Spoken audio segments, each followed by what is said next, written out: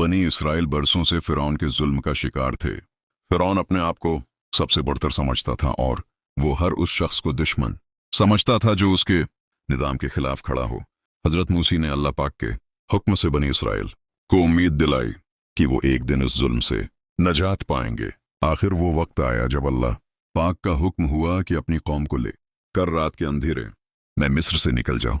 हजरत मूसी ने लोगों को जमा किया, बच्चों, बूढ़ों, औरतों सबको साथ लिया और अल्लाह पाक पर भरोसा करते हुए सफर शुरू कर दिया। रात का वक्त था, माहौल खामोश था, मगर हर दिल में अंधेरा और उम्मीद दोनों साथ साथ चल रहे थे। लोग डरे हुए थे कि कहीं फिरौन को खबर ना हो जाए। मगर जैसे ही सुबह की रोशनी नमूदार हुई, पीछे से घोड़ों की टापों की आवाज गूंजने लगी। लोगों ने पीछे मुड़कर देखा तो फिरौन अपनी पूरी फौज के साथ उनका पीछा करता हुआ आ रहा था। घोड़े, सिपाही, नेज़े सब पूरी रफ्तार से उनकी तरफ बढ़ रहे थे। बनी इसराइल घबरा गए, इनके कदम लरजने लगे।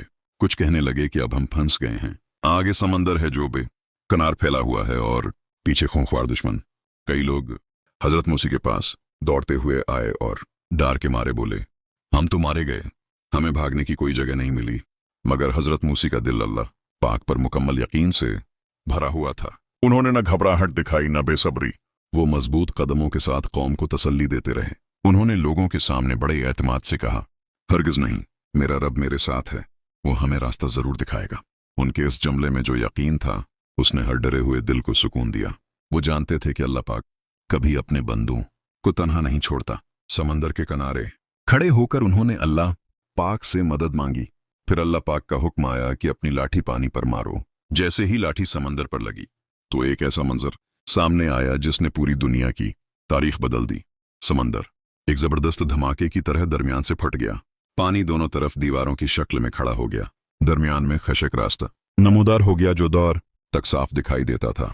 जब पानी के दरमियान लंबी खशक राह बनी तो बनी इसराइल हैरत में डूब गए। उन्होंने ऐसा मंजर कभी सोचा भी न था। वो डरे हुए मगर अल्लाह पाक की कुदरत देखकर मजबूत भी हो गए। हजरत मूसी ने बुलंद आवाज में ऐलान किया, चलो, अल्लाह पाक ने हमारे लिए रास्ता खोल दिया है। लोग एक एक करके उस रास्ते पर चलने लगे। माँ अपने बच्चों का हाथ पकड़े आगे बढ़ती, बूढ़े सहारा लेकर चलते, नौजवान एक दूसरे की मदद करते। समंदर के बुलंद पानी के पहाड़ उनके दोनों तरफ खड़े थे मगर किसी को नुकसान ना पहुंचा। सब अल्लाह पाक के माजिज़े के साए में आगे बढ़ रहे थे। कुछ लोग हैरान थे कि वो जिस समंदर से डरते थे आज वही उनकी हिफाजत कर रहा है। जब बनी इसराइल तकरीबन रास्ते के आखिर तक पहुंच गए तो फिरौन भी अपनी पूरी फौज के साथ समंदर के बीच में दाखिल हो गया। उसका गुरूर इतना ज्यादा था कि उसने इस माजिज़े को भी अपने लिए खतरा नहीं समझा।